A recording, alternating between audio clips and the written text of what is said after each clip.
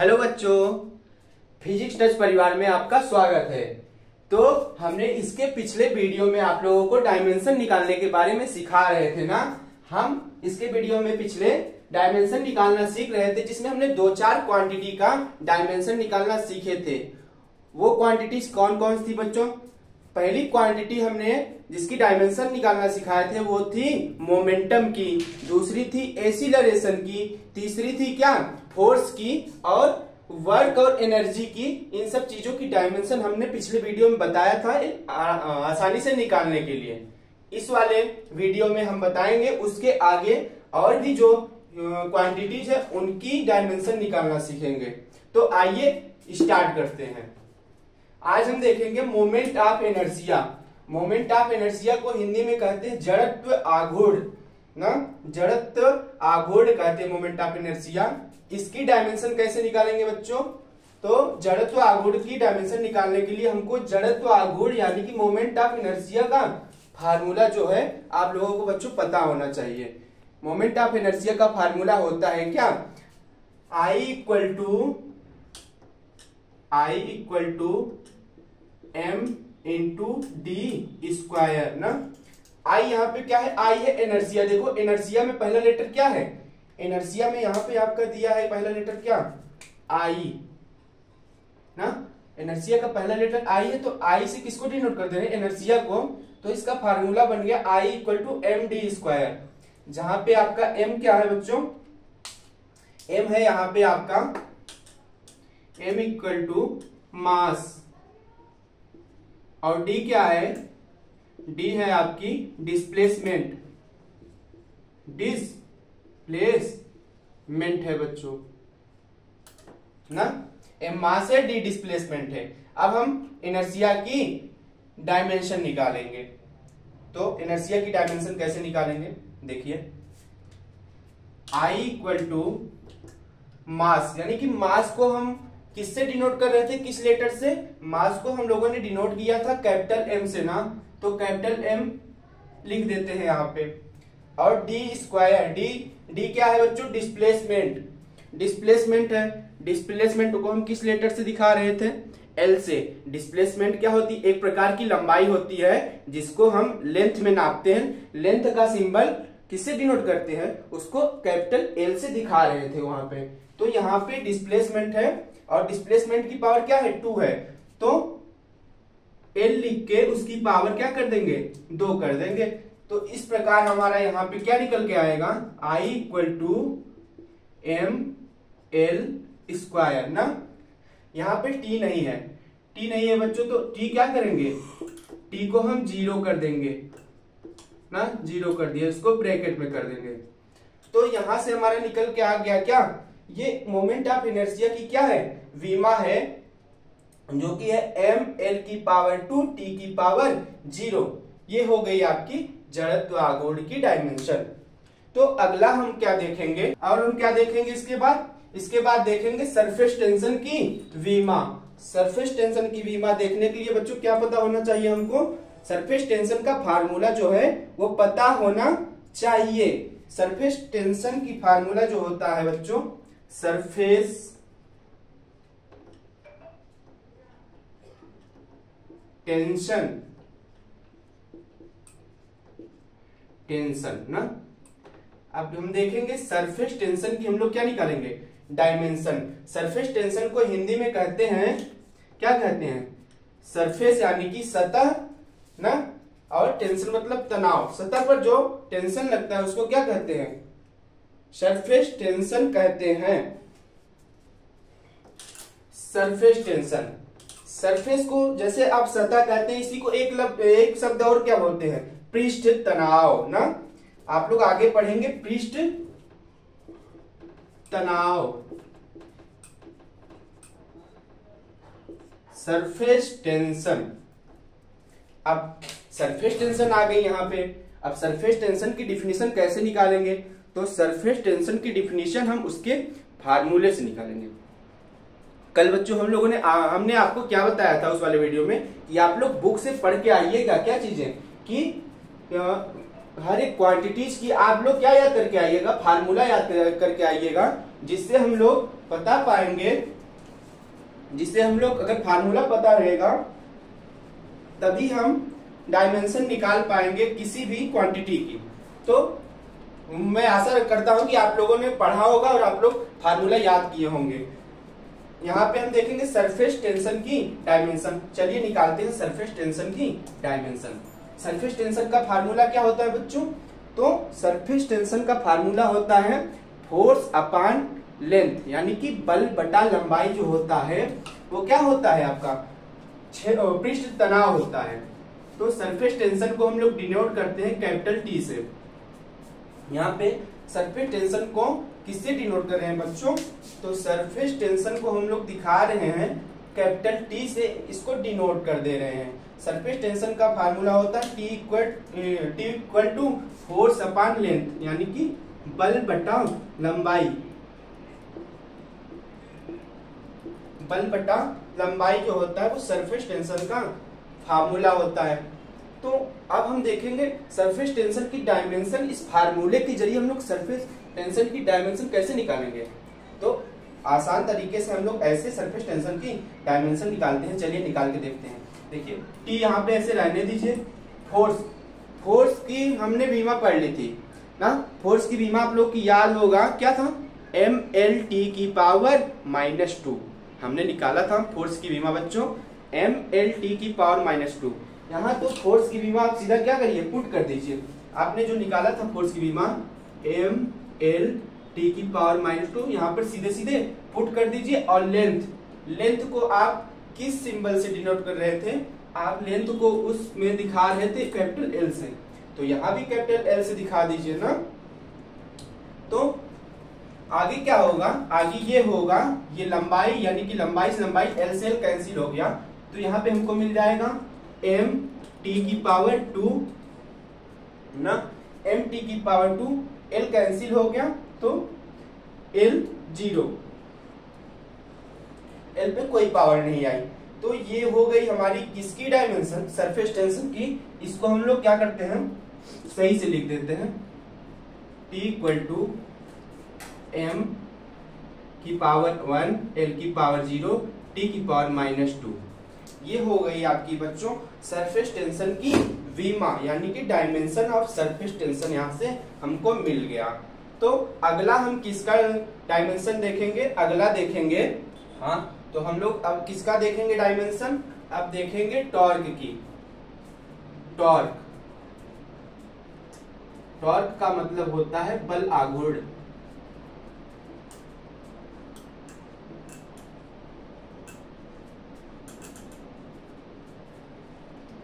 Torque का मतलब बल आघूर्ण। अब फिर से वही बात आ गई, आपको क्या करना पड़ेगा?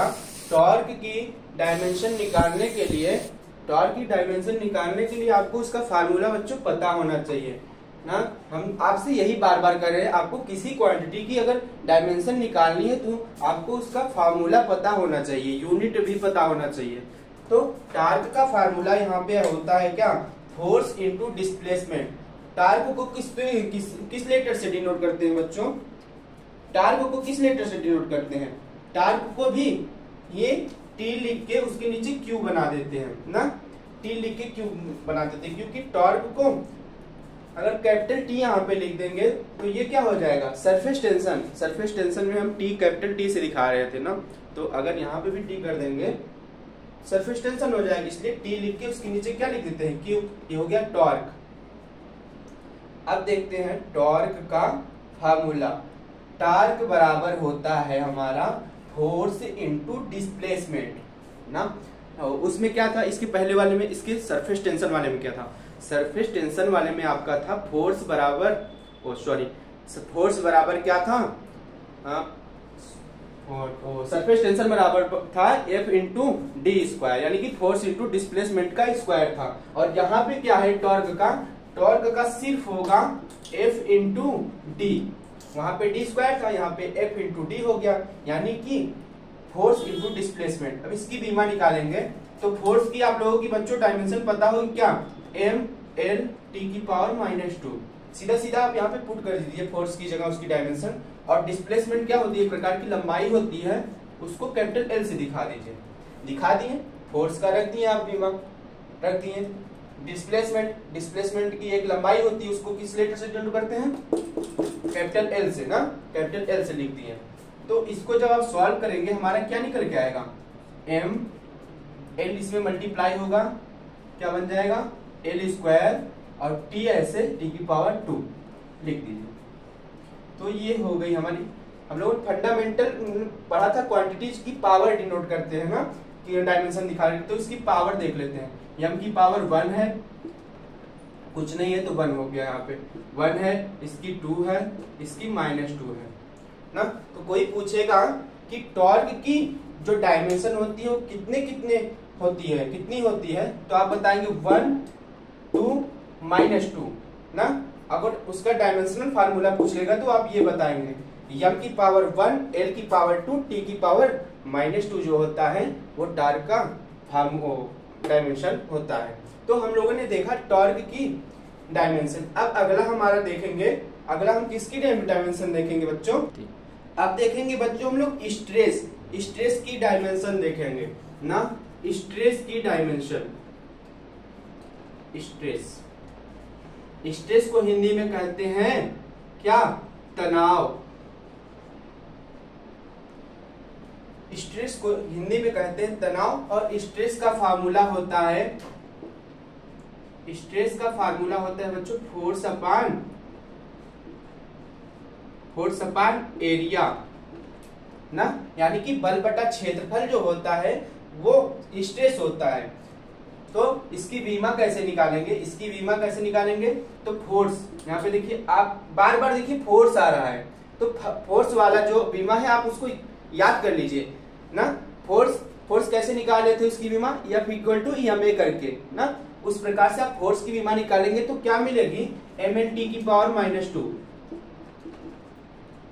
ये फोर्स वाला आप बीमा क्या करिए, याद करके रखिए, ये यूज आ जाता है हर एक, देखिए हर एक क्वांटिटी में कहीं कहीं जहां फोर्स है उसका बहुत यूज हो रहा है फोर्स का, तो उसको याद करके रखिए। और अपान में क्या है यहाँ पे एरिया यानी कि लंबाई गुणित चौड़ाई, लंबाई गुणित चौड़ाई, उसको किससे डिनोट कर रहे थे, लंबाई गुणित चौड़ाई, 2L है ना, लंबाई चौड़ाई यानी कि 2L, L की पावर 2, L की पावर 2 हो गई, L की पावर 2 हो गई ना बच्चों। यहाँ पे स्ट्रेस की ये देखिए सॉल्व कर रहे हैं, तो L की पावर 2 जब ऊपर जाएगी, L की पावर जब ऊपर जाएगी तो क्या होगा, तो ये देखिए एक जो है L इससे एक पावर से कट जाएगी, यानी कि कट हो जाएगी, तो क्या बनेगा हमारा M एक ऊपर जाएगा, L की पावर 1 -1 और T ऊपर है तो इसकी पावर 2 ही रहेगा ना।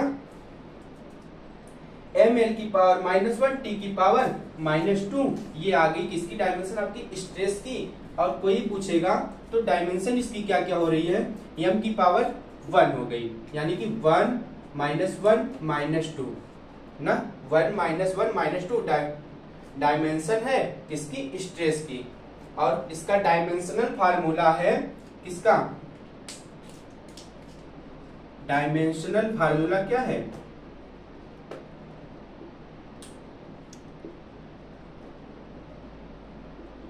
डायमेंशनल फार्मूला ये है। और इसकी डायमेंशन क्या है, इसकी डायमेंशन 1 -1 -2 है। और डायमेंशनल फार्मूला कोई पूछेगा तो आप लोग ये बताएंगे, M की पावर 1 L की पावर -1 T की पावर -2 जो होगी स्ट्रेस की डायमेंशनल फार्मूला होगा, और डायमेंशन उसकी 1 -1 और -2 होगी ना। अब आइए अगला देखते हैं हम लोग स्ट्रेन की डायमेंशन।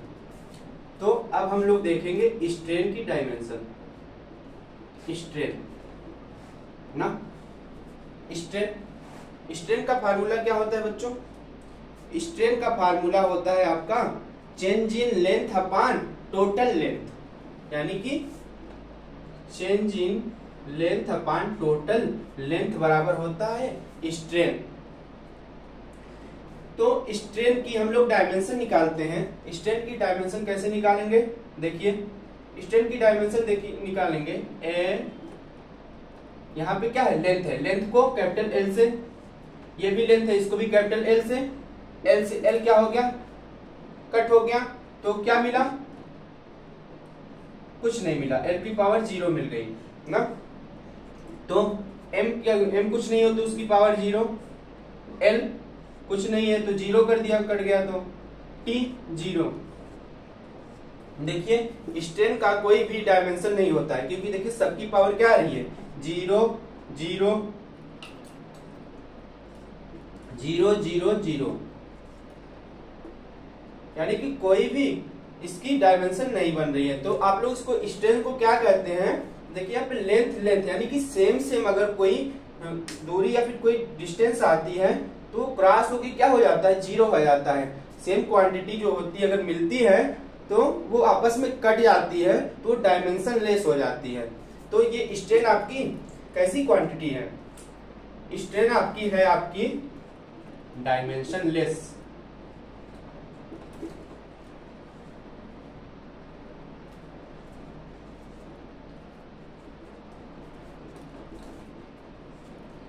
जो आपकी स्ट्रेन है डायमेंशन लेस क्वांटिटी है ना।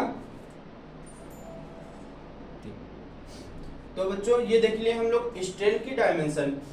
अब देखेंगे हम लोग किसकी dimension, refractive index. Refractive index आप लोग पढ़े होंगे ऑप्टिक्स में, क्या रिफ्रैक्टिव इंडेक्स यानी कि अपवर्तनांक के बारे में आप लोग पढ़े होंगे। नहीं पढ़े होंगे तो पढ़ाएंगे, अभी आगे चैप्टर आएगा आपका ऑप्टिक्स का चैप्टर आएगा, उसमें हम लोग रिफ्रैक्टिव इंडेक्स के बारे में पढ़ेंगे।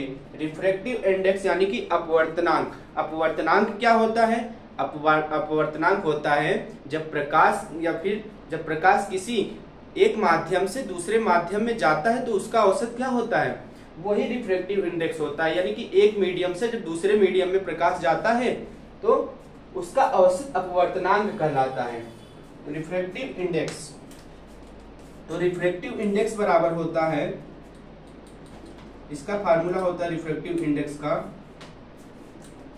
V1/V2, यानी कि पहले माध्यम का अपवर्तनांक नहीं, पहले माध्यम की वेलोसिटी बटे में क्या, दूसरे माध्यम में वेलोसिटी। तो देखिए इसकी डायमेंशन निकालने के लिए क्या करेंगे, V1 है ना, V1 यानी कि वेलोसिटी हो तो सेम है, V1/V2 वेलोसिटी।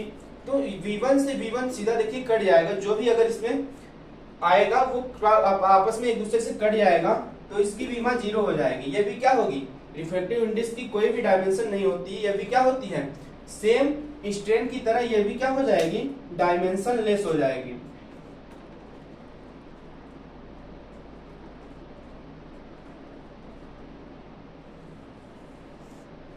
ये भी डायमेंशन लेस है ना, स्ट्रेन की तरह रिफ्रैक्टिव इंडेक्स भी जो है आपकी डायमेंशन लेस क्वांटिटी हो गई। तो इस प्रकार से आप कह सकते हैं जितनी भी सेम क्वांटिटियां, जैसे कि लंबाई है उसके अपान में अगर लंबाई है, यहाँ पे भी देखिए अगर वेलोसिटी है तो उसके रेशियो में वेलोसिटी है। अगर सेम क्वांटिटी की सेम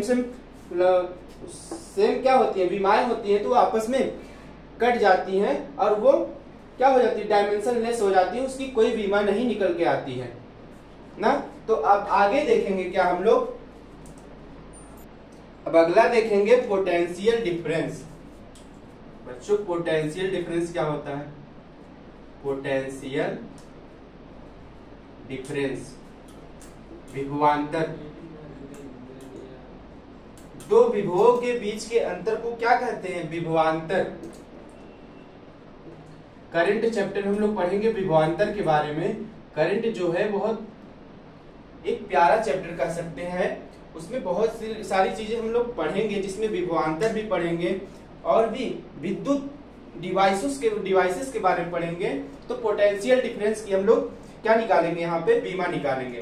पोटेंशियल डिफरेंस का फार्मूला आपको पहले पता होना चाहिए डायमेंशन निकालने के लिए पोटेंशियल डिफरेंस। तो पोटेंशियल डिफरेंस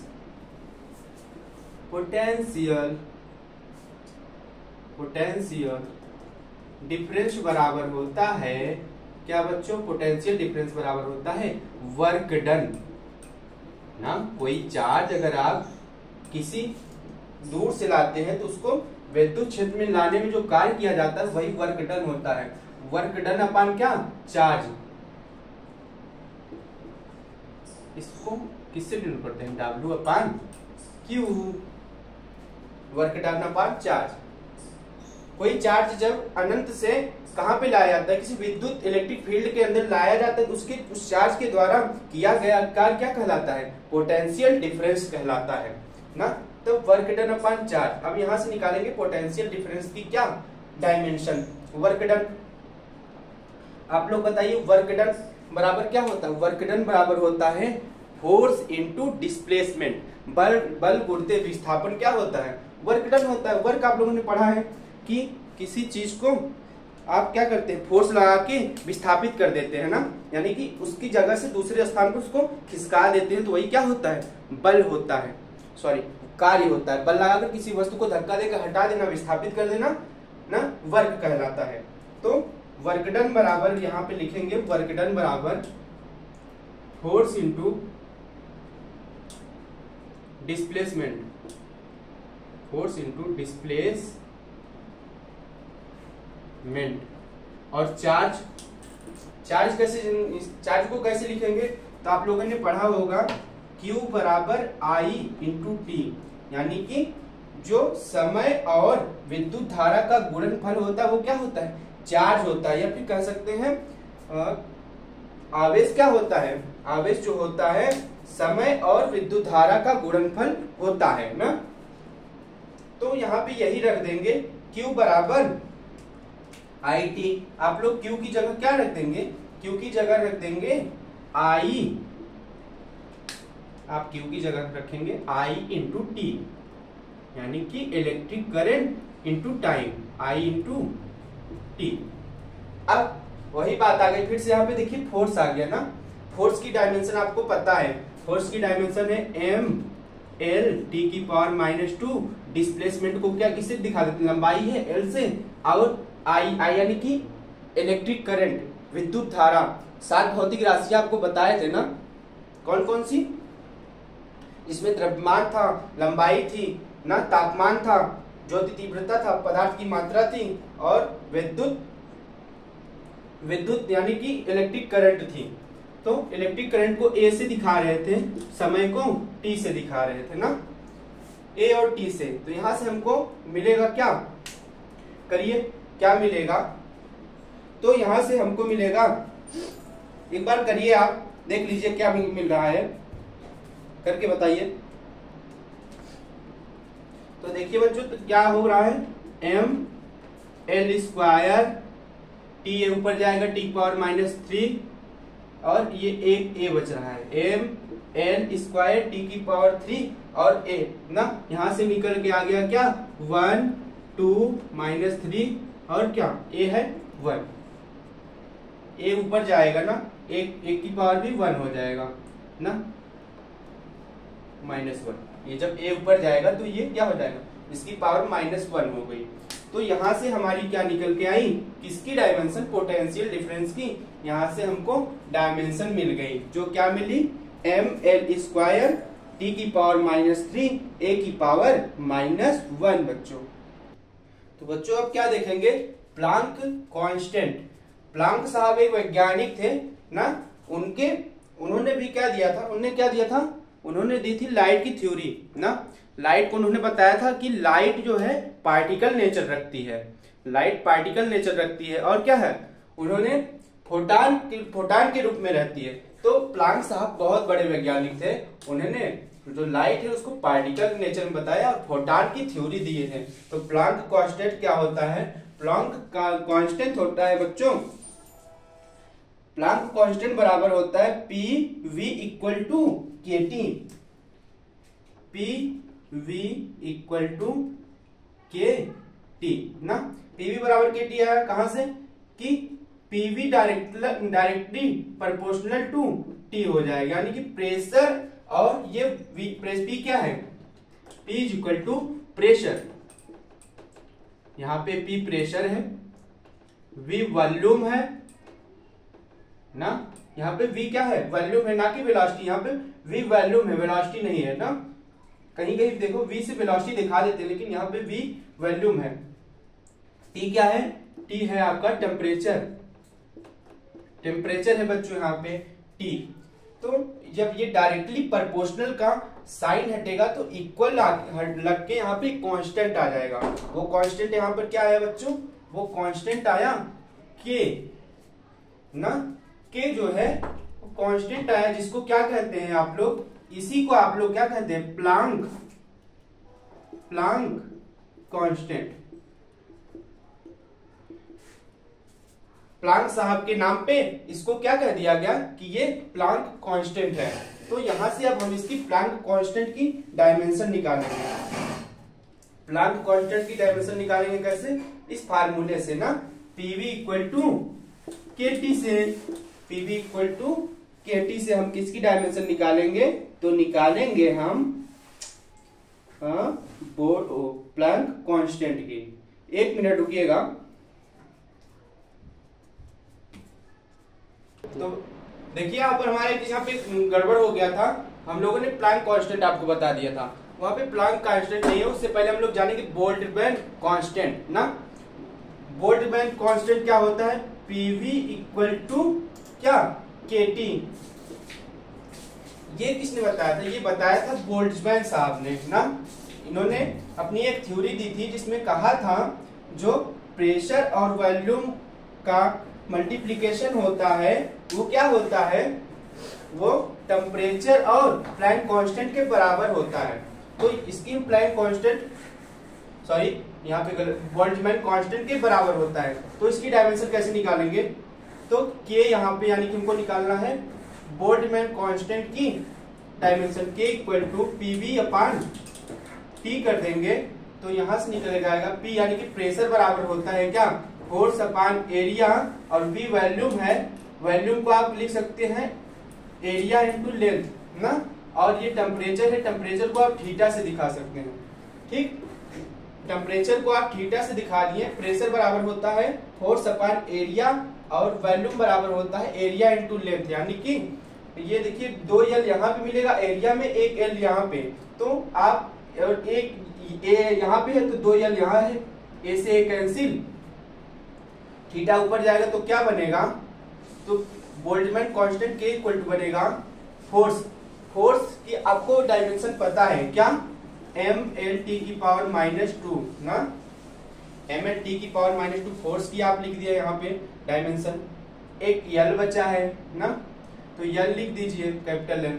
थीटा है, थीटा ऊपर जाकर -1 हो जाएगा ना। तो जब इसको आप सॉल्व करेंगे तो क्या निकल के आएगा, एम एल स्क्वायर टी की पावर -2 थीटा की पावर -1। यहां से निकल के आएगा ये किसका, बोल्ट्जमैन कांस्टेंट की विमा यहां से आप आसानी से निकाल सकते हैं। अब आइए अगला देखेंगे क्या, अगला हम देखेंगे प्लांक कांस्टेंट, यानी कि प्लांक कांस्टेंट जो हमने बताया था इसके पहले थ्योरी। प्लांक साहब क्या थे, एक साइंटिस्ट थे जिन्होंने लाइट की नेचर को बताया था कि वो पार्टिकल के फॉर्म में भी चलती है लाइट ना, और उन्होंने फोटॉन थ्योरी दी थी। फोटॉन के बारे में भी बताया था, फोटॉन की नेचर कैसी होती है उसकी प्रकृति के बारे में बताया था। तो प्लांक कांस्टेंट एच जो होता है इसको एच से डिनोट करते हैं। इसकी डायमेंशन हम लोग कैसे निकालेंगे, इसकी डायमेंशन निकालेंगे। इसको डायमेंशन निकालने से पहले हमको पता होना चाहिए प्लांक कांस्टेंट।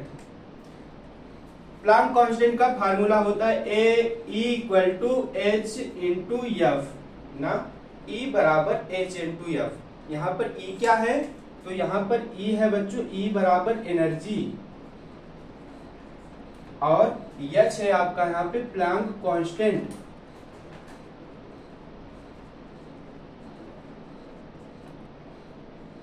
एच है प्लांक कांस्टेंट, एफ है आपकी फ्रीक्वेंसी, यह फ्रीक्वेंसी हो गई यहाँ पे। तो हमको क्या निकालना है, हमको निकालना है प्लांक कांस्टेंट। प्लांक कांस्टेंट होता है एच, एच को हम ले लेंगे पहले, तो क्या हो जाएगा, एच बराबर हो जाएगा ई साइड आ जाएगा ई अपान एफ ना, E/F। तो आगे जब सॉल्व करेंगे तो यहाँ पे आप लोगों को नीचे नहीं दिख रहा होगा, हम इसको ऊपर लिख दे रहे हैं, इसको इरेज करके ऊपर दिखा दे रहे हैं। ये वाला आप लोग नोट कर लिए होंगे। यहाँ पे हम प्लांक कांस्टेंट वाला यहाँ पे सॉल्व इतना किए थे ना, इसके ऊपर आप यहाँ पे देख लीजिए। तो H बराबर E/F ना, E क्या है, एनर्जी है, F फ्रीक्वेंसी है। तो E एनर्जी को आप सीधा लिख सकते हैं क्या, वर्क, कार्य करने की क्षमता को ऊर्जा कहते हैं। तो E बराबर वर्क लिख दिए आप, यानी कि एनर्जी बराबर वर्क, और आप यहाँ पे फ्रीक्वेंसी को जानते हैं आप 1/T से, यानी कि एक सेकंड में कितने चक्कर कोई वस्तु मारती है तो उसको क्या कहते हैं, फ्रीक्वेंसी। एक सेकंड में चक्रों की संख्या होती है फ्रीक्वेंसी। तब इस फार्मूले से आप निकालेंगे किसकी डायमेंशन, आप निकालेंगे प्लैंक कांस्टेंट की डायमेंशन निकालेंगे। तो देखिए कैसे निकालेंगे, वर्क बराबर होता है क्या, फोर्स इनटू डिस्प्लेसमेंट ना, वर्क बराबर होता है क्या, फोर्स इनटू डिस्प्लेसमेंट। और उसके बाद ये देखिए फोर्स अपॉन डिस्प्लेसमेंट हो गया, 1/T नीचे है, तो जब ये 1/T ऊपर जाएगा तो यहाँ पे T आ जाएगा। तो आगे सॉल्व करेंगे तो F into displacement into T ना, तो हो गया F, यानी कि बल की बीमा आप जानते हैं mL/T⁻²। डिस्प्लेसमेंट को दिखा देते हैं लंबाई से, और T जब ऊपर गया T⁻⁻1 हो गया, ठीक। तो ये आ गई आपकी प्लैंक कांस्टेंट की बीमा, यहां से आपकी प्लैंक कांस्टेंट की बीमा मिल गई यहां से आपको ना, जो क्या मिली, mL/T⁻² ना, mL/T⁻² LT इनवर्स। इसको आप देखिए अभी और सॉल्व करेंगे आगे, L यहाँ पे दिख रहा है ना, तो आगे और करेंगे तो क्या मिलेगा, mL²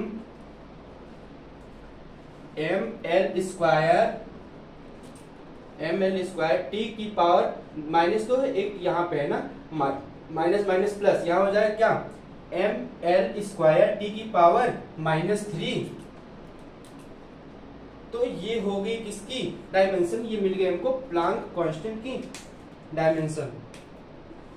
तो आप लोगों ने देखा कि प्लैंक कांस्टेंट की डायमेंशन इस तरीके से निकालते हैं। और अब देखेंगे हम लोग अगला हम लोग किसका देखेंगे, अब आगे क्या देखेंगे, अब आगे देखेंगे डेंसिटी की बीमा। डेंसिटी का मतलब होता है बच्चों घनत्व। डेंसिटी का फार्मूला याद आपको होना चाहिए, क्या होता है डेंसिटी का फार्मूला, डेंसिटी का फार्मूला होता है mass upon volume. Mass upon volume किसके बराबर होता है, डेंसिटी के। मास को किससे डिनोट करते हैं, कैपिटल M से, और वॉल्यूम यानी कि हम आपको क्यूब पढ़ाए थे ना पहले चैप्टर में, पहले वीडियो में। वॉल्यूम को L³ से डिनोट करते हैं।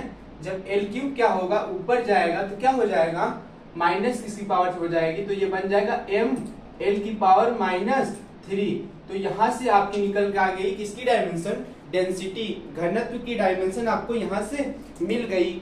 अब आगे हम लोग देखेंगे कि जो एंगल होते हैं उसकी भी डायमेंशन होती है कि नहीं होती है। एंगल आप पढ़े थे ना, एंगल एक सॉलिड एंगल पढ़े थे और एक क्या पढ़े थे, सिंपल एंगल। सॉलिड एंगल ना, एंगल की यूनिट होती है क्या, एंगल की यूनिट होती है आपकी रेडियन ना, याद करिए। इसकी ट्रिक क्या बताए थे, आजकल रेडियो कौन सुनता है, कौन ना, कौन इसे क्या आया था, रेडियन, तो उसकी यूनिट निकल के आई थी रेडियन ना। एंगल की यूनिट होती है रेडियन, और रेडियन क्या होती है, ये डायमेंशन लेस क्वांटिटी होती है क्या, एंगल जो होता है आपका डायमेंशन लेस होता है।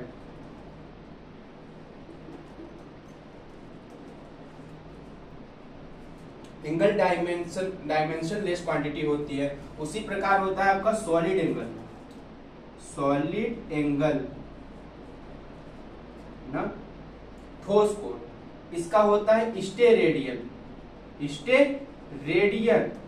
इसकी यूनिट क्या होती है सॉलिड एंगल की, स्टेरेडियन। बट ये क्या होता है, ये भी क्या होता है, डायमेंशन लेस क्वांटिटी ये भी होती है। कौन सा, सॉलिड एंगल भी क्या होता है आपका, ये भी डायमेंशन लेस क्वांटिटी होती है। तो बच्चों इससे हमें ये पता चल रहा है कि एंगल और सॉलिड एंगल इसकी यूनिट तो होती है लेकिन डायमेंशन लेस है। तो हमें ये पता चला कि जिसकी यूनिट होती है वो डायमेंशन लेस भी हो सकता है ना। जिस यूनिट की डायमेंशन होती है वो यूनिट, मतलब जिसकी यूनिट होती है वो डायमेंशन लेस हो सकता है, लेकिन जिसकी, इसका उल्टा कि जो डायमेंशन लेस हो उसकी यूनिट ना हो तो ऐसा नहीं हो सकता। तो आज हम लोग यही देखें एंगल वगैरह के बारे में, एंगल का डायमेंशन देखें और भी चीजों का डायमेंशन, क्वांटिटी का डायमेंशन देखें। तो आज की क्लास में हमारा यही कहना है, आप लोग मेहनत करते रहिए और इसी तरीके से हमारी वीडियो के माध्यम से सीखते पढ़ते रहिए। तो बच्चों इस पे हमारी आज एक पंक्ति है, आप लोग सुनिएगा, क्या है, दुनिया समझ रही थी अब चमक गया हूं मैं, दुनिया समझ रही थी अब चमक गया हूं मैं, पर दिल ही जानता है कितना थक गया हूं मैं, आसान लग रहा है सफर देखने में पर, आसान लग रहा है सफर देखने में पर, दीवानगी की आखिरी हद तक गया हूं मैं, दीवानगी की आखिरी हद तक गया हूं मैं। तो आज की क्लास हमारी यहीं तक रहेगी बच्चों, आप लोग पढ़ते रहिए। हमारी आज ये डायमेंशन पे क्लास थी, ये आज आपकी कंप्लीट हो गई। आगे जो चीजें हो आप लोग पढ़िएगा, ठीक है। आज के लिए बस इतना ही, मिलेंगे आपसे नेक्स्ट क्लास में, तब तक लिए जय हिंद।